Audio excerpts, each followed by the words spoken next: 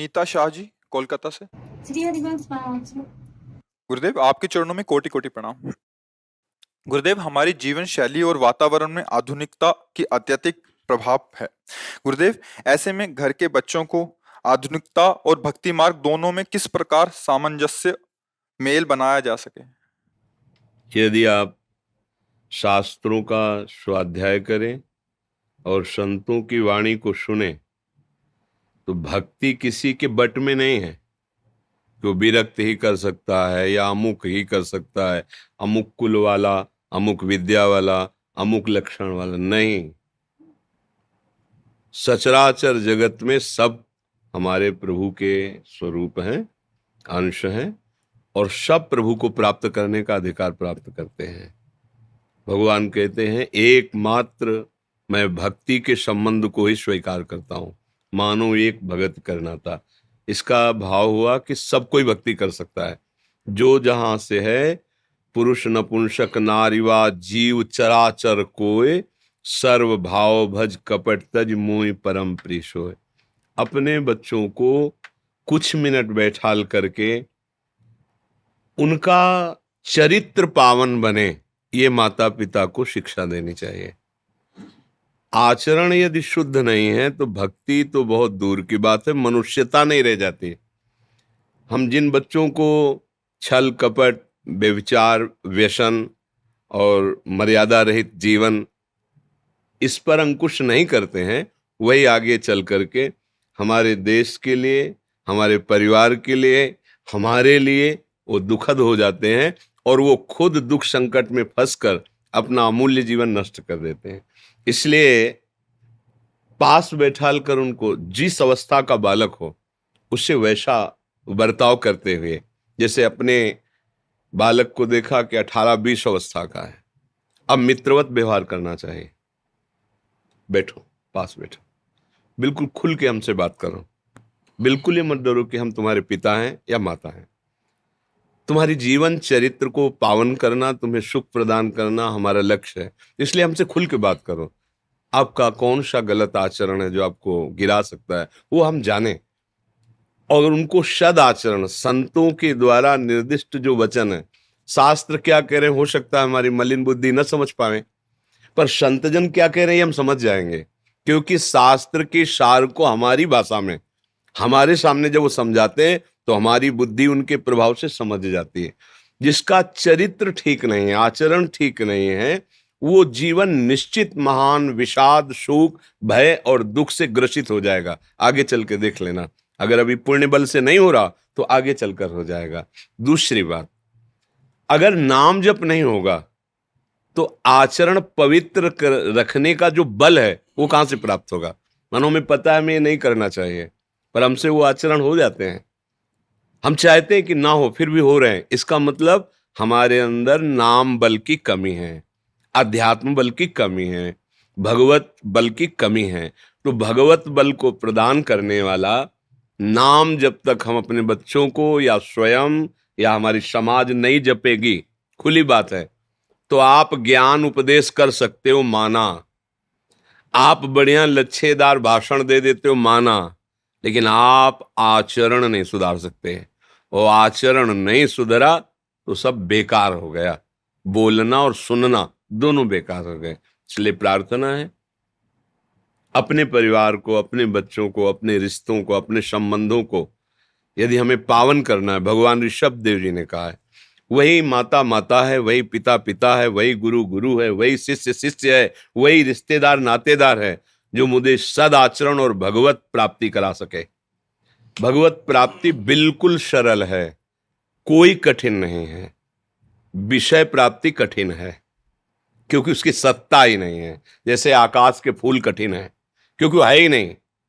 ये मन की कल्पनात्मक भोगों की जो वृत्ति, चाहे जितना भोग लो हाथ कुछ नहीं लगेगा क्योंकि है ही नहीं। और भगवान है और हम उनके हैं। जो है उसकी प्राप्ति दुर्लभ नहीं है।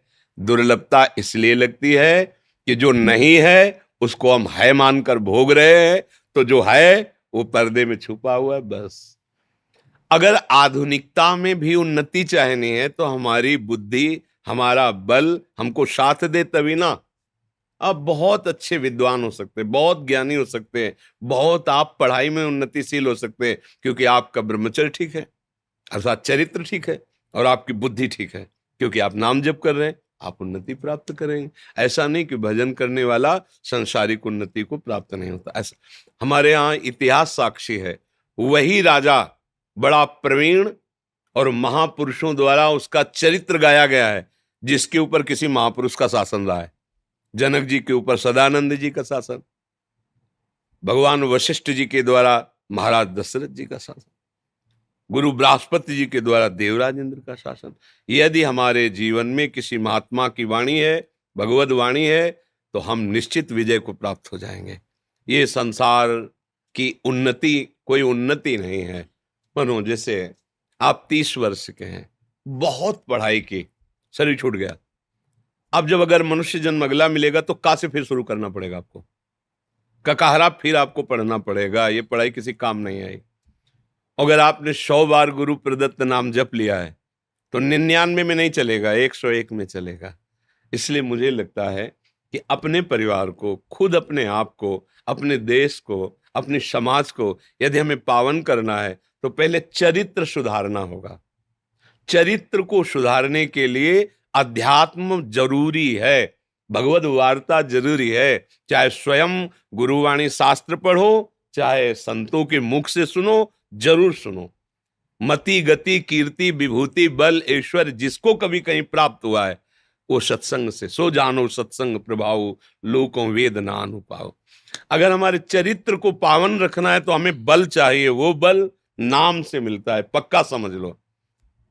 अगर नाम भजन नहीं है तो फिर वो सब, हम बहुत भ्रमण किए हैं तो देखा भी है कि एक लीला सी होती है, नाटक सा।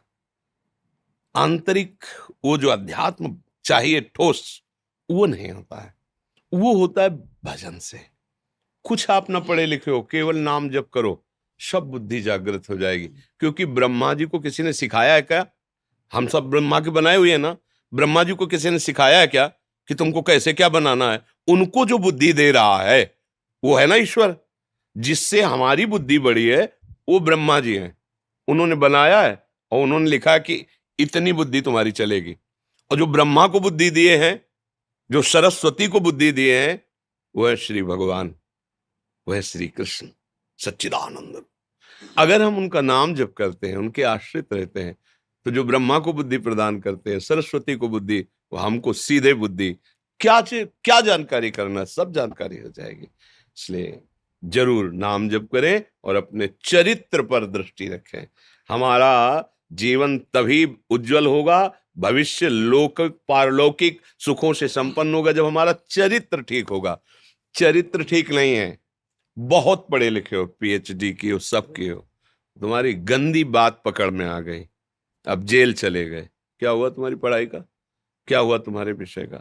या खुद तुम अंदर जल रहे हो, क्योंकि अपवित्र अधर्माचरण कोई और दंड दे ना दे, आपका मन ही आपको दंड देगा। वो जलाएगा, विषाद युक्त करेगा, परेशान करेगा। इसलिए सावधान रहिए। किसी को भी सुधारने के पहले हम अपने को देखें, और जब अपने सुधार में हैं तो हमारे संग में जो है, हम बोले ना बोले, वो सुधर जाएगा।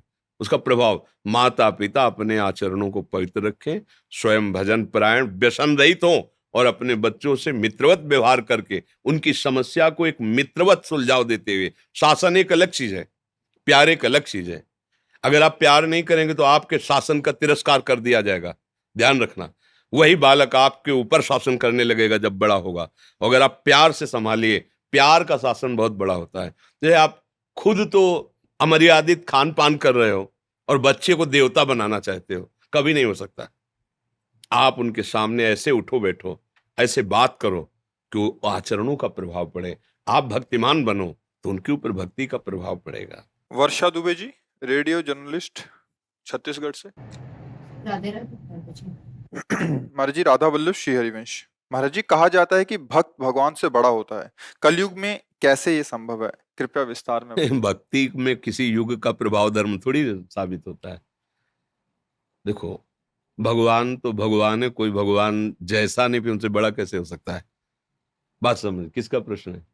हाँ, भगवान तो भगवान है और वो अद्वितीय है, उनके जैसा कोई नहीं है, फिर उनसे बड़ा तो कोई हो ही नहीं सकता। तो क्या ये महापुरुषों ने जो लिखा वो गलत है क्या? नहीं गलत है, सच्ची है। फिर दोनों बातें कैसे सत्य हो सकती है? भगवान अद्वितीय हैं, उनके जैसा कोई नहीं है, फिर उनसे बड़ा कैसे हो सकता है? एक ये बात हुई, और एक ये बात हुई कि मोरे मन प्रभु वश विश्वासा, राम ते अधिक राम कर दासा। भगवान से भी बढ़कर भगवान का भक्त है, तो ये दोनों बातों का तालमेल कैसे बने? पहली बात सिद्धांत की कि भगवान अद्वितीय हैं, एक हैं, वही अनेक रूपों में प्रकट है, उनके सिवा दूसरा कोई है नहीं, इसलिए उनके जैसा कोई नहीं, तो उनसे बढ़कर कोई है ही नहीं। अब जो बात भक्ति की महिमा की आई कि ऐसे भगवान सबके हृदय में बैठे हैं, फिर भी चराचर जगत दीन और दुखी और क्लेशित और अशांत और जन्म मरण को प्राप्त हो रहा है, उनकी उपस्थिति में सबके हृदय अचत विकारी, पर सकल जीव जग दीन दुखारी। लेकिन भक्त का जहां संग मिला, अब नहीं हो सकता ऐसा। अगर वास्तविक भक्त का आपने संग किया तो आपका जीवन अब नहीं होगा कि जन्म मरण वाला हो, अब आपका जीवन नहीं होगा कि दुख संकट वाला हो, अब आप मंगलमय भगवान के स्वरूप में स्थित हो जाएंगे। भक्त के संग का बड़े भाग पाइब सत्संगा, और बिना ही प्रयास होई भवभंगा। भक्त उपदेश करे, साधन करे, वो एक अलग बात, लेकिन दरस परस अगनाश, केवल दर्शन मात्र से, संभाषण मात्र से, केवल अपने संकल्प मात्र से जीवों को पावनता प्रदान करते, अब दुर्गति नहीं हो सकती, अब संस्कृति का अंत हो जाएगा। इसलिए हमने माना कि भगवान से भी बढ़कर भगवान का भक्त है, क्योंकि भगवान के होते हुए मैं माया में फंसा दुखी रहा, और वो महाराज अंदर देखते रहे, यही तो है, यही अंदर देखते रहे। लेकिन भक्त रूप में जब वो बात आई, तो अब ऐसा नहीं कि वो देखते रहे, वो डांट के, दुलार के, शासन से, प्यार से हमको भगवान के लायक बना दिया, हमको भगवत आनंद में मस्त कर दिया, हमें काम क्रोध बुरे आचरणों से बचा लिया। इसलिए मोरे मन पर वश विश्वासा, राम ते अधिक राम कर दासा। समझ में आया जी? जैस्मिन कौर जी, यमुनानगर। राधे राधे मैम। राधे राधे महाराज जी। महाराज जी, जब से सत्संग सुनना शुरू किया है, सारी कामनाएं व्यर्थ लगती हैं, पर जब कामनाएं त्याग का प्रयास करती हूं तो मन में एक भय सा बना रहता है। महाराज जी, क्या संसारिक कामनाएं भगवत मार्ग में रुकावट डालती हैं? कामना ही तो बंधन है, इसी का तो ज्ञान के द्वारा परिहार होता है। अच्छा, जितनी कामनाएं हैं उनका विचार करके देखो, अस्तित्व क्या है, उनकी सत्ता क्या है। गंभीरता से जब सत्संग सुनोगी, बुद्धि पवित्र थोड़ा हो, फिर विचार करके देखो, जितनी कामनाएं हैं वो सब केवल मनुष्य शरीर के भोग के हैं।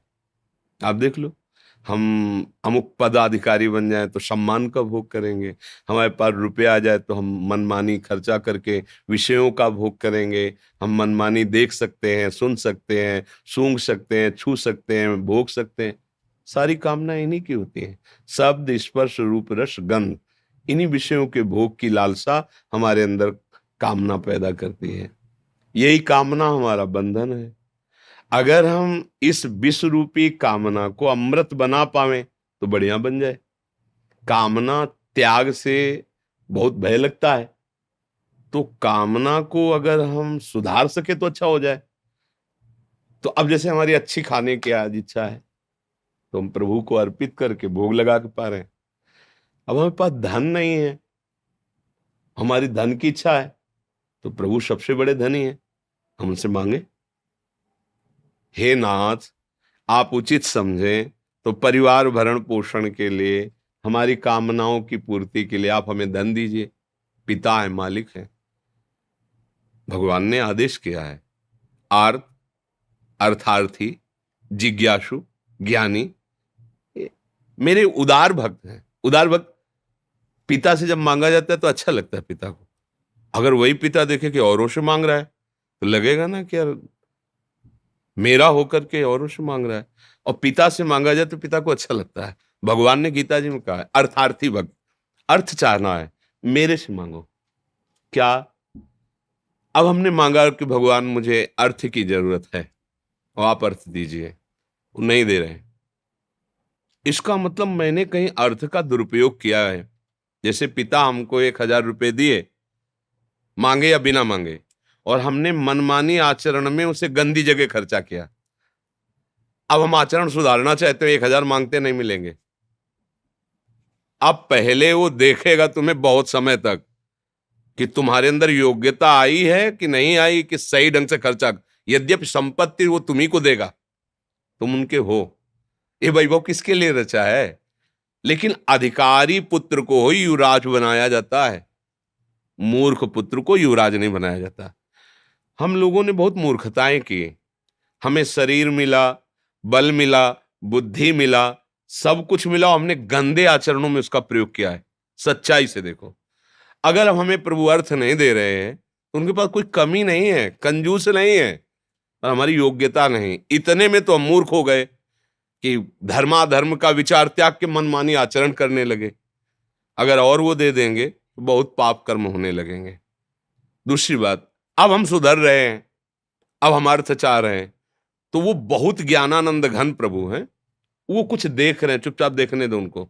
मांगने पर भी नहीं मिल रहा, वो कुछ ऐसा देना चाहते हैं जो आपकी मांग ही नहीं है, और मांग खत्म हो जाएगी ऐसा देना चाहते हैं। आपको परम धनी बनाना चाहते हैं, आपको ज्ञान देना चाहते हैं कि संसार नाशवान है, इसमें दुख ही दुख है, इसमें सुख नहीं है। आगे चल के देख लेना, निहाल कर देंगे, और जब आपको ज्ञान हो जाएगा तब वैभव भी आपके चरणों में आ जाएगा। एक सिद्धांत है, छाया को पकड़ने चलो तो छाया दूर भागती है, और आप सूर्य की तरफ चलो तो छाया पीछे आ जाएगी। ऐसे ही गोविंद की तरफ चलो ना तो माया पीछे पड़ जाएगी, और माया की तरफ चलो ना गोविंद से विमुख होकर के, वो आगे आगे भागेगी, कभी पकड़ में नहीं आएगी। हमें अगर कुछ भी चाहिए, अगर ज्ञान है तो इसलिए नहीं मांगेंगे कि यार वो पिता है, कोई बच्चा थोड़ी है कि उसे हमें बताना पड़े हमें चाहिए। वो सर्वज्ञ है, उसको पता है, जब जो इच्छा होगी दे देगी, मांगने मूंगने से क्या। समझ रहे हैं? अगर हम बच्चे हैं और हम ये समझ नहीं पा रहे हैं उनकी सामर्थ्य को, तो हम मांग सकते हैं, क्योंकि हमारा अधिकार है, वो हमारे स्वामी हैं, हमारे पिता हैं, हमारे प्रीतम हैं। हम अपने प्रभु से कामना रखें। अब जो कामना हमारी पूर्ति ना हो तो उसमें हम प्रभु को कोसे ना, ये बात समझें।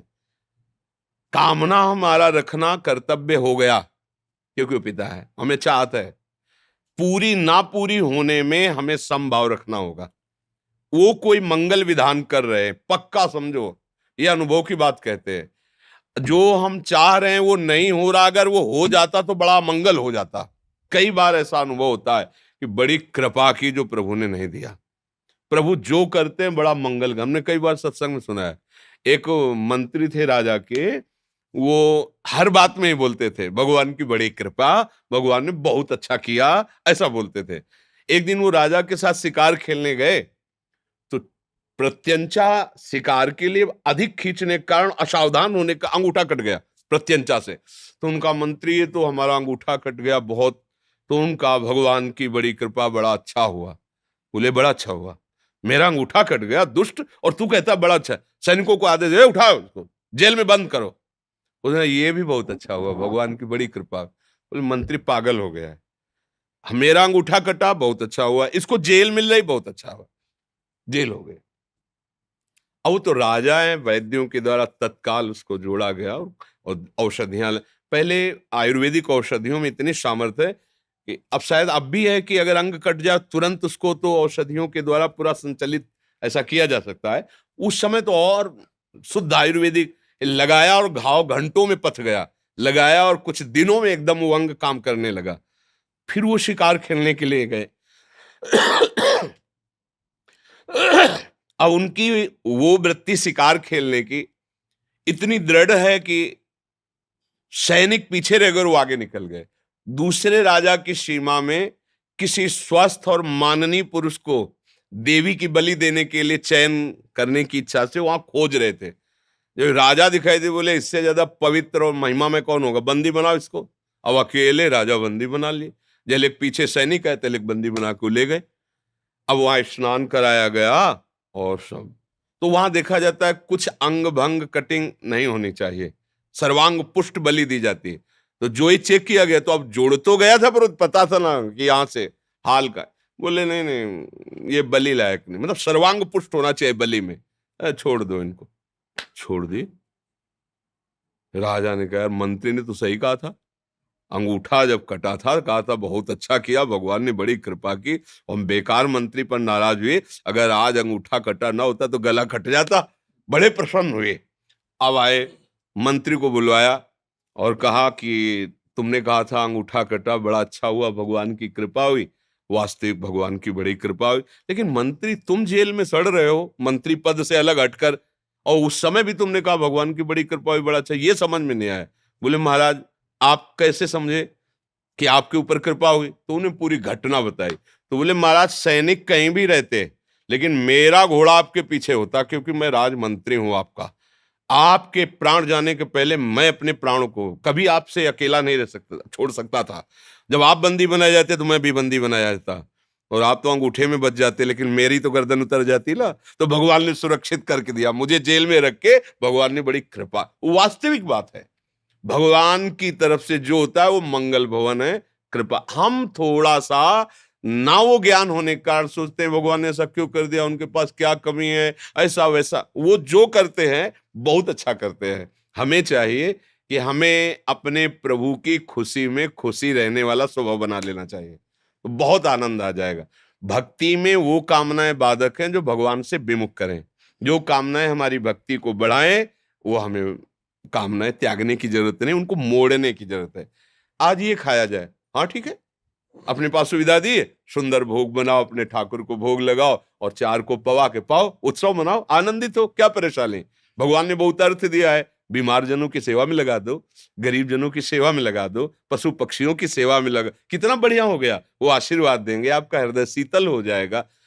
तो कामनाएं निषेध हैं, पर वो जो भगवान से विमुख करने वाली है। जैसे आप 500 रुपए की शराब पी गए, अगर 500 रुपए किसी गरीब आदमी के पूरे परिवार को भोजन पवा देते तो फिर कितना आनंद आपको मिलता। आपने 1000 रुपए होटल में खर्चा कर दीजिए, और फिर कि उसी 1000 रुपए से भूखी गायों को, पशु पक्षियों को चारा भोजन दे दीजिए, फिर आप देखो कैसा लगता है। ये है, धन आपको मिला, आप उसका दुरुपयोग कर रहे हैं। मन में संतोष रहता है। हाँ, तो इसलिए हमें कामनाएं बाधा नहीं पहुंचाती, पर जो कामनाएं गंदे आचरणों की तरफ ले जाती है, सुसुख वासना की तरफ ले, वो त्यागने की बात है। और जिन कामनाओं से हमारी भक्ति की पूर्ति होती है, समाज सेवा बनती है, अगर ऐसा लगता है तो अपने प्रभु से मांगने, साईं इतना दीजिए जामे कुटुंब समाए, मैं भी भूखा ना रहूं और अतिथि ना भूखा जाए, साधु ना भूखा जाए, कोई परेशानी नहीं है। मुकेश राघव जी गुड़गांव से। राधे राधे महाराज जी, आपके चरणों में दंडवत प्रणाम। गुरुदेव, मैंने आपको दिल से अपना गुरु मान लिया है, आपकी वाणी दिल में घर कर गई है। महाराज जी, मेरा सवाल है कि गुरु दीक्षा और मंत्र लिए बिना ही सिर्फ आपको गुरु मानकर, आपकी बातें मानकर अपना जीवन सफल कर सकते हैं, यानी नाम। तो गुरु दीक्षा किसे कहते हैं? इसी को तो कहते हैं भाई। हम कह रहे राधा राधा जपो, कृष्ण कृष्ण जपो, जो नाम प्रिय हो वो जपो, अच्छे आचरण से चलो, हो गया। गुरु मंत्र का मतलब क्या होता है? मंत्र मूलम गुरु वाक्यम, गुरु वाणी ही गुरु ग्रंथ है। गुरु ग्रंथ साहब ही सदगुरु, उनकी वाणी सब कुछ है। तो अगर हम मान रहे हैं, कहीं भी मान ले गुरु, क्योंकि अखंड मंडलाकारम व्याप्तम चराचरम, वो गुरुदेव सबके हृदय में विराजमान है। कहीं से वाणी निकली, हम अपने गुरु की बात पहचान गए और वो बात पकड़ ली, यही तो गुरु शिष्य का संबंध हो गया। अच्छा, आपने कंठी बंधवाई, तिलक लगवाया, दीक्षा ली और आचरण में कोई परिवर्तन नहीं, बात एक नहीं मानना, तो क्या कल्याण हो जाएगा क्या? आपने बात मान ली हृदय से कि मैंने आपको गुरु माना, आपकी आज्ञा पर चलेंगे। आज्ञा पर चलने के लिए क्या है? हर सत्संग में पूरा सिद्धांत एक होगा जिसमें आपका कल्याण हो जाएगा। कोई भी सत्संग सुन लो, दो बातें तो होंगी, आचरण पवित्र करो, नाम जप करो, हो गया सारा। अब घंटों हम कुछ भी आपको उसी पुष्टता के लिए बोले, खास बात दो मिलेगी पूरे सत्संग में, आचरण पवित्र रखो और नाम जप करो। मान लो गुरु की बात, हो गए, आप गुरु स्वरूप हो जाओगे। आप सरिस चाहें सबकी ना, जो उनके हृदय में वही तो आपके हृदय में जागृत हो जाए। अब बात ना माने, कंठी तिलक लगाए और सब बात है, लेकिन आज्ञा पालन नहीं है, भजन नहीं, तो हमें लगता है कि उससे कल्याण नहीं होने वाला। बात मानने से कल्याण होने वाला है। अब वो जैसे तुम्हें स्वीकृति हो जाए, कंठी तिलक लगा के हो जाए या ऐसे हो जाए, स्वीकृति से बात है। आज से मैं वचन देता हूं कि आपकी आज्ञा के विरुद्ध आचरण नहीं करूं, हो गया गुरु मंत्र, हो गई दीक्षा, हो गया शिष्यत्व। अब बात ना माने, वो पास रहे तो फिर वो बात नहीं, पास है सब कुछ है, बात नहीं मान रहा तो बात नहीं। एक गुरुदेव की सेवा में लगा शिष्य, तो उसने एक दिन कहा कि महाराज मुझे कुछ धन की इच्छा जागृत होती, तो उन्होंने कहा कि अच्छा यमुना जी आ रहे हैं, स्नान करके आएंगे, तुम्हारी कुटिया में एक पारस मणि रखी है, वो हम तुम्हें दे देंगे, जितना चाहे सोना बना लेना। गुरुजी तो स्नान करेंगे, छोटी सी कुटिया थी, उसने सोचा कि पारसमणि कुटिया में रखी, ढूंढा, पूरी नहीं मिली। लौट के आए तो उनका गुरुजी पारसमणि तो है ही नहीं यहाँ। बोले सामने डिबिया नहीं रखी? तो बोले गुरुजी डिबिया तो लोहे की है, देखा तो हमने, पर सोचा अगर इसमें पारसमणि होती तो लोहे की डिबिया सोना बन जाती, क्योंकि उसका प्रभाव है। बोले उठा के लाओ, लाए तो बीच में रुई रखी थी, रुई में पारसमणि। बोले देखो ये लोहे की डिबिया इसलिए सोना नहीं बनी, पारसमणि और लोहे की डिबिया के बीच में रुई रखी है, पर्दा है बीच में, इसलिए नहीं, रुई अटैच हुआ है, सोने की हो गई। उसको विश्वास, हाँ ये पार। ऐसे ही गुरुवाणी, नाम, उपदेश ये आपको स्वर्ण जैसा चमका देंगे, पर अहंकार रूपी उस रुई लगी ना बीच में, तो स्पर्श नहीं हो पाता। मनमानी आचरण कर रहे हैं, उनकी बात नहीं मान रहे, तो वो पारसमणि को भी व्यर्थ समझ रहा है कि अगर पारसमणि होती तो लोहे की डिबिया सोना बन जाती, पर अंदर की बात नहीं समझ रहा कि इसमें रुई का पर्दा लगा हुआ है। ऐसे पास है, वर्षों पास है, पर गुरु की बात नहीं मानी तो कुछ असर नहीं हुआ। बोले हम देखो 10 साल रहे, कोई लाभ नहीं मिला। क्यों? क्योंकि बीच में तुमने अहंकार का पर्दा रखा है, इसलिए गुरु की कृपा का तुम अनुमोदन नहीं कर पाए, उस बात को नहीं समझ पाए। दूर देश में बैठा, बात सुन ली, भजन शुरू कर दिया, उसको लाभ मिलना शुरू हो गया।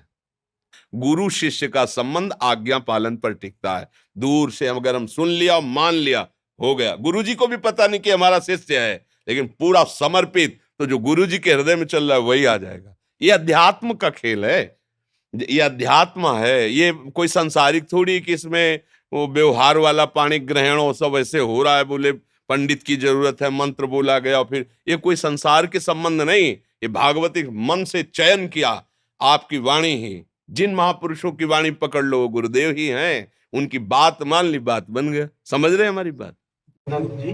कि जब हम लोग यहाँ से धरती छोड़ के जाएंगे तो वहां पर मेरे जो पूर्वज हैं, नानी जी हैं, माता जी हैं, तो क्या उनके दर्शन हो पाएंगे हमको? प्रेम गलियति साकरिता में न दो समय, वहां जो पहुंचता है ये सब रूप नाशवान है, वो सच्चिदानंद भगवत स्वरूप, वहां कोई दूसरा नहीं होता, वहां एक ही होकर जाता है। तरंगे खत्म होने पर केवल समुद्र ही रहता है ना, ये नाना नानी मामा मामी रिश्ते नाते तरंगे हैं, और तरंगे जब मिटेंगी तो बचा क्या? समुद्र का स्वरूप एक ही है ना, वही भगवान समुद्र है, ये सब तरंगे उन्हीं में लीन हो जाते। उनके दर्शन से विश्व दर्शन हो गया, वो सारे रिश्ते नाते उन्हीं से थे, उन्हीं से है, उन्हीं से रहेंगे। ये ना जानने के कारण हम अलग अलग संबोधन करते हैं, माता पिता नाना नानी ये सब, लेकिन जहाँ ज्ञान प्रकट हुआ, जहाँ निर्मल हृदय हुआ, हम भगवान को प्राप्त किए, तो वही सब बने थे, ये समझ में आ जाता है। वहाँ दूसरा कोई ये रूप नहीं है, ये सब मायक रूप है और ये नष्ट हो जाते हैं, इनकी सत्ता नहीं है। जिसकी सत्ता है वो समुद्रवत एक है, ये सब तरंगे हैं उसी समुद्र की, और वो जब लीन होती है तो बचता समुद्र है। पहले समुद्र, बाद में समुद्र, बीच में भी समुद्र, तरंगे केवल स्फुरित हो रही है, वायु विकार के कारण तरंग नाम अलग हुआ। ऐसे ही ये जीव नाम, स्त्री पुरुष संबोधन, ये तरंगे हैं माया विकार के, ये खत्म हुए, समुद्र ही समुद्र, भगवान ही भगवान। समझ रहे ना?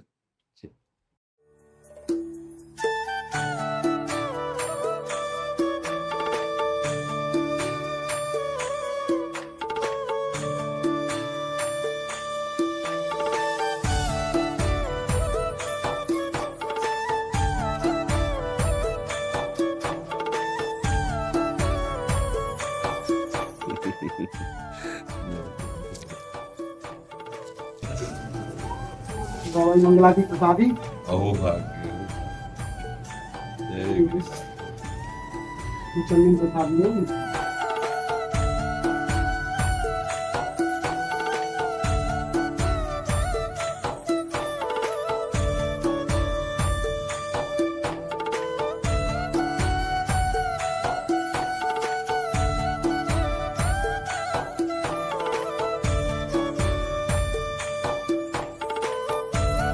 एक चुनरी सखी को उड़ाओ।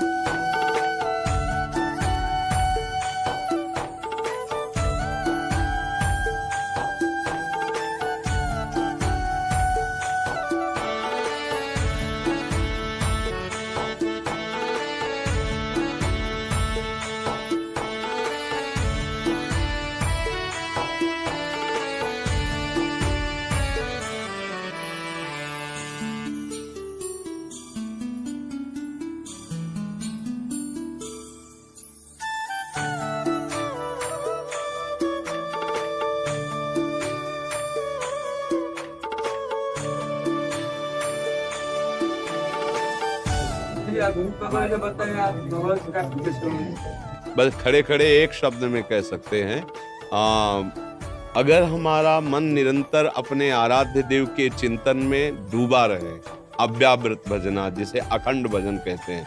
भगवान ने गीता जी में कहा है, अनन्य चेता सततम यो माम स्मरति नित्यशाह तस्याहम सुलभा पार्थ नित्य युक्तस्य योगिना।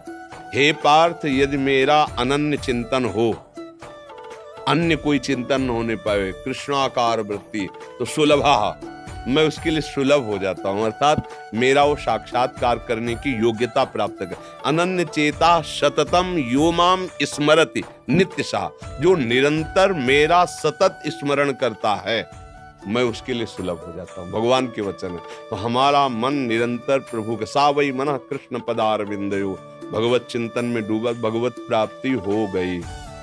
भजन में जीवन ही भगवत प्राप्ति है। अगर भजन जीवन में नहीं है तो भगवान को देखने के बाद भी उनके हृदय में कोई परिवर्तन नहीं। दुशासन, दुर्योधन आदि को देख लीजिए, भजन ही जीवन है।